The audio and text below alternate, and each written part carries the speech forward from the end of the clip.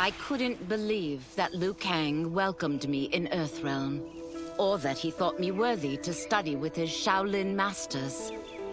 After a lifetime of wishing for one, I finally had a home. But my joy was tempered as I thought about Serena. My shadow sister was still under Quan Chi's yoke, and she deserved a life free of him as much, if not more, than I. Quan Chi and my other sisters proved tenacious, but they were no match for my blade. I snatched Serena from them. Then Liu Kang helped me break Quan Chi's spell. Her mind free of his influence for the first time in years, Serena chose to join me in Earthrealm. My sister and I once again fight side by side. Only now we do so for Earthrealm. Together, we have formed the Order of Light.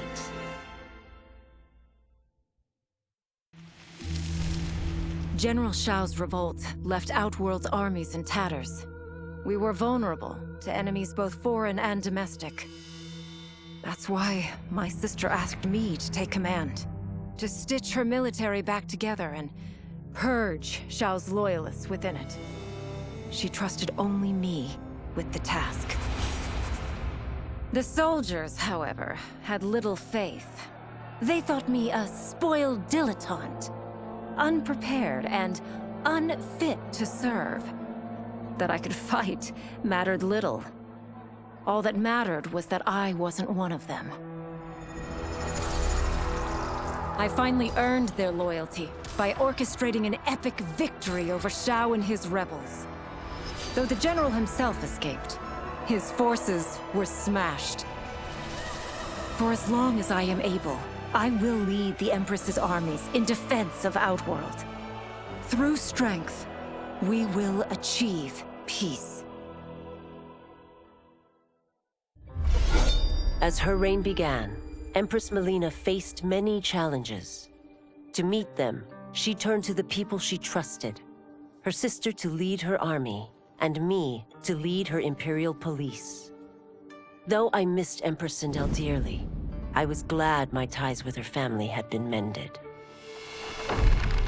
But while it was an honor to be made responsible for Outworld's internal security, I soon realized accepting the appointment was a mistake.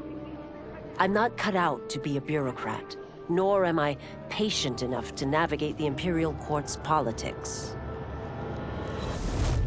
I was at my best patrolling Sundo's streets, when I could feel the city's pulse and serve and protect its citizens directly.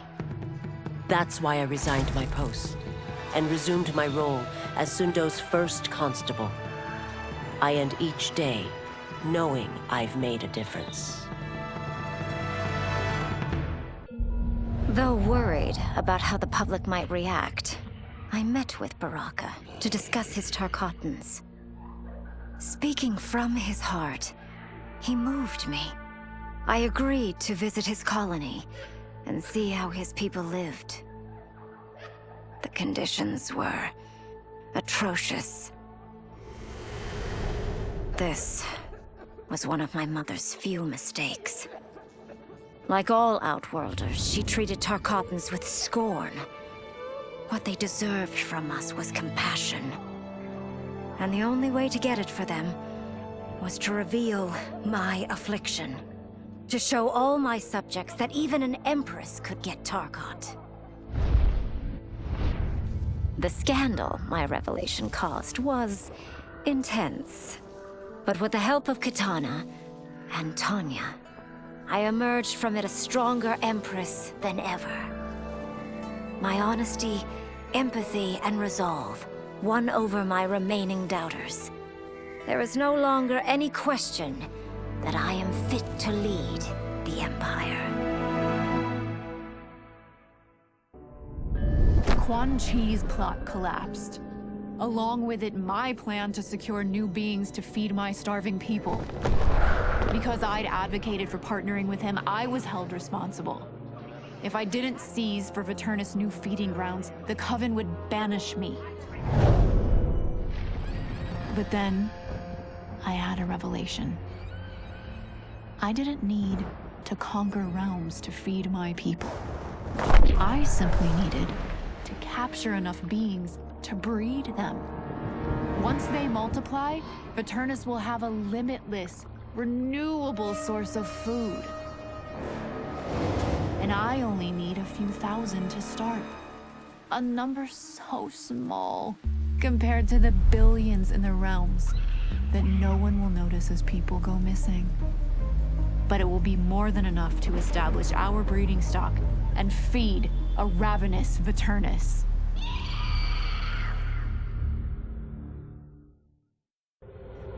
As the darkness enveloped me, I took a long last look at my family. I did not expect to see them again until their souls joined mine in the living forest. But miraculously, my beloved husband delivered me from oblivion. Though he couldn't save my body, Jared had preserved my soul. Like him and countless others, I am now a part of Ermac. Yet ours is not a peaceful repose. The collected souls within Ermac have their own needs and agendas. Before we can speak as one, we must first reach consensus. I had thought, as the former rulers of Outworld, I and Jared would hold sway.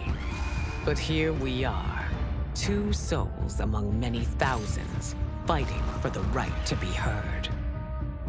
And if there is one thing we do well together, it is fight. We will win the right to govern Ermac as we once had governed Outworld. And we will rule for the benefit of all.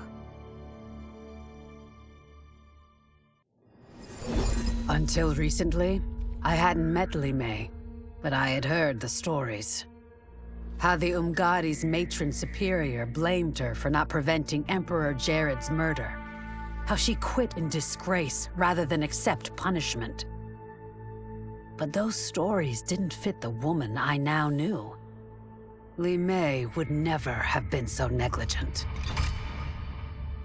Eventually, I uncovered the truth. The failures and mistakes which led to the Emperor's murder, they resulted from poor decisions made by the matron superior themselves. They made Li Mei their scapegoat. When the Empress found out, she wanted the Umgadi disbanded. But I convinced her that it could be reformed. To make sure it did, she put me in charge. I am humbled by this sacred responsibility. The Umgadi, my sisters, they are my life. I will not let them be brought down by the acts of a selfish few. Though Kuai Liang had accepted me as a Shirai Ryu, many of his warriors could not. The bloodshed at the wedding had left many injured and scarred. Their hearts understandably simmered in bitterness. It boiled over one day as we trained. A push became a shove, and suddenly I was fighting for my life. After he intervened, Kuai Liang banished the instigators. It made me ill, how my presence was disrupting the clan. It was no way to repay Kuai Liang's mercy. So, I offered to resign, and asked for those who attacked me to be reinstated.